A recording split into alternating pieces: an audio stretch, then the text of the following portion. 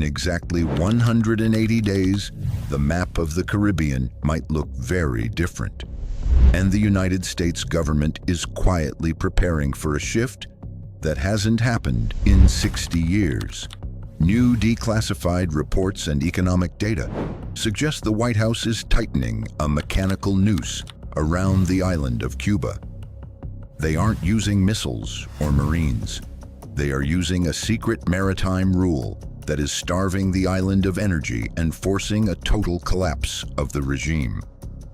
By the end of this file, you will understand why the US military is rushing to secure the island before China builds a permanent base 90 miles from Florida, and why 2027 is the deadline for the end of communism in Havana. But how can the United States take over a country without firing a single shot? The answer lies in a dusty rulebook that most people don't even know exists. For decades, we have been told that the US embargo on Cuba is just about politics. We are told it is a relic of the Cold War. But if you look at the shipping logs from the last 12 months, you see something much darker happening. The United States has quietly enforced a lethal regulation known as the 180-day rule. Here is how it works. If a commercial ship, any ship from any country, docks in a Cuban port, that ship is legally banned from entering the United States for the next 6 months. Think about what that means for a shipping company. The US is the biggest economy in the world. Cuba is tiny. No captain in their right mind is going to visit Cuba if it means they are locked out of American ports for half a year. It is a poison pill for the Cuban economy. This rule has effectively cut Cuba off from the global supply chain.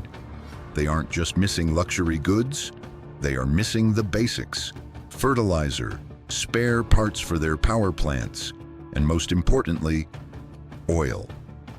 The island is going dark. In the last few months, blackouts have lasted for 18 hours a day. The US isn't invading with tanks. They are actively turning off the lights, and they are waiting for the darkness to do the work for them. Why is the United States suddenly squeezing the island so hard right now? Why not wait? The answer is terrifying. We are in a race against time, and the enemy isn't Cuba, it is China. Intelligence reports have confirmed that Beijing is negotiating with Havana to build a joint military training facility on the island. This is the nightmare scenario for the Pentagon. Imagine Chinese spy balloons, listening posts, and potentially even missile silos stationed just 90 miles away from Key West. It would give China the same leverage over America that America has over China with Taiwan. It is the Cuban Missile Crisis all over again. But this time, the enemy has deep pockets.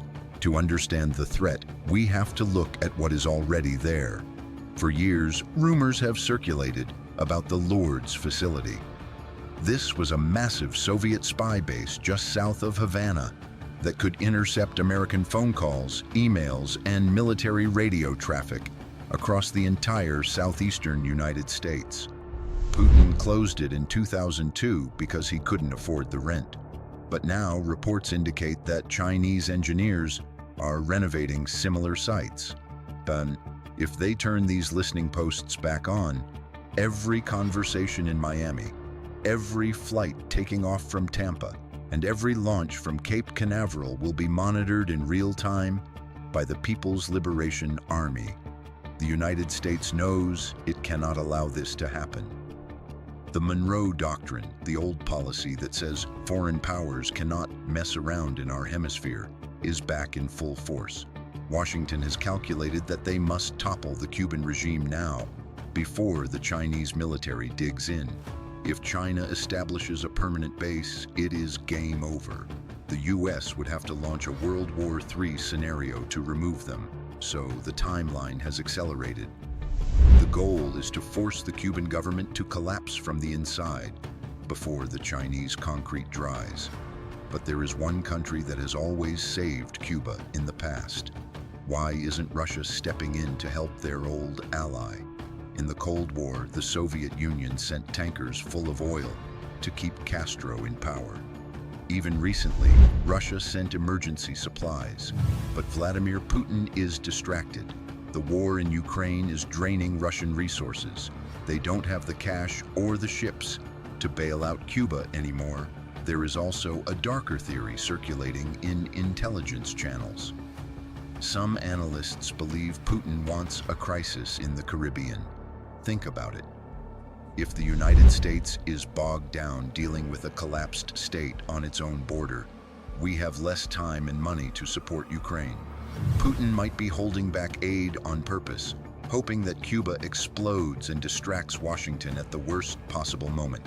And Venezuela, the other major ally, their oil production has cratered due to their own economic crisis. For years, Venezuela sent free oil to Havana in exchange for doctors and security personnel. That pipeline has run dry. Cuba is alone. The mechanical noose strategy relies on this absolute isolation. The U.S. State Department knows that without cheap oil, the Cuban society ceases to function. Hospitals can't run generators, food rots because there is no refrigeration. Cars stop moving. It creates the perfect conditions for a popular uprising. We saw a preview of this in July 2021, when thousands of Cubans took to the streets shouting freedom. The regime cracked down hard. But next time, with the power grid completely dead and no Russian rescue coming, the crackdown might fail. The U.S. is betting that hunger is a stronger motivator than fear. So what happens next? If the collapse happens, does the U.S. military actually land on the beaches?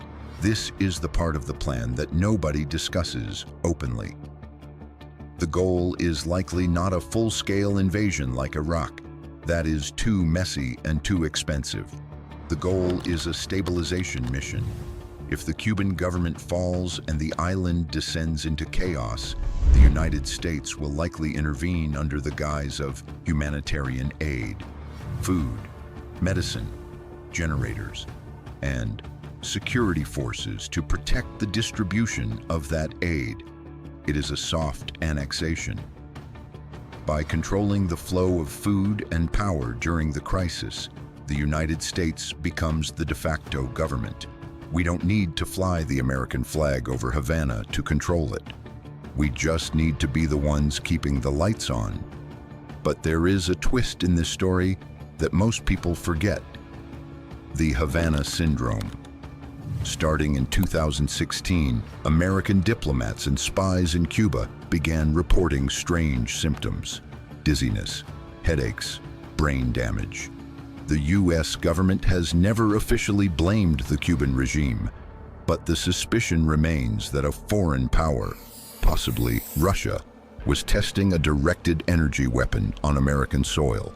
If the regime collapses, the truth about those attacks will finally come out. We might find the physical evidence of sonic weaponry hidden in the bunkers of Havana. That discovery alone could provide the legal justification for a full military occupation.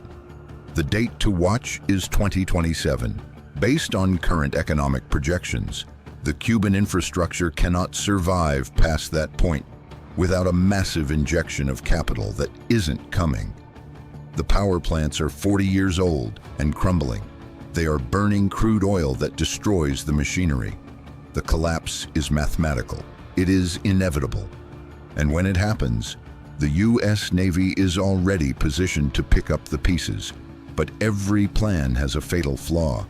What if the Cuban regime decides to fight back, not against its own people, but against us? A dying animal is dangerous. If the Cuban leadership realizes they are doomed, they might open the doors to mass migration.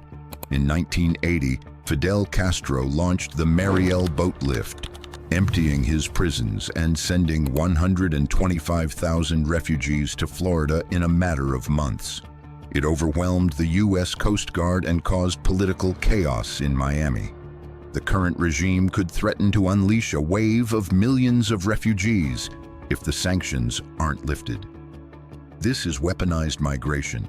It creates a humanitarian crisis that forces the US president to negotiate.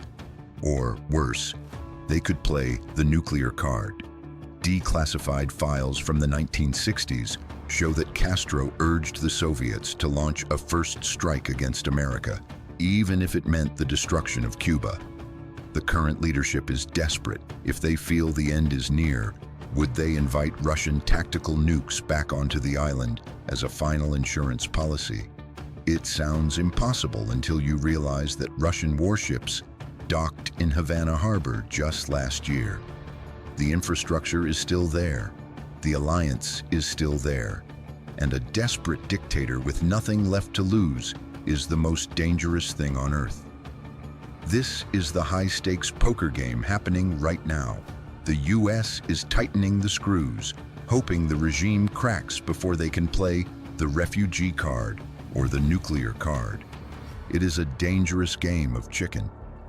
And the people caught in the middle are the 11 million civilians living in the dark. The mechanical noose is tight. The countdown has started. The United States has decided that a Chinese fortress in the Caribbean is an unacceptable risk. Whether it ends in a peaceful transition or a violent collapse depends on who blinks first. But one thing is certain: the status quo is over. The silence from Havana isn't peace. It's the calm before the storm.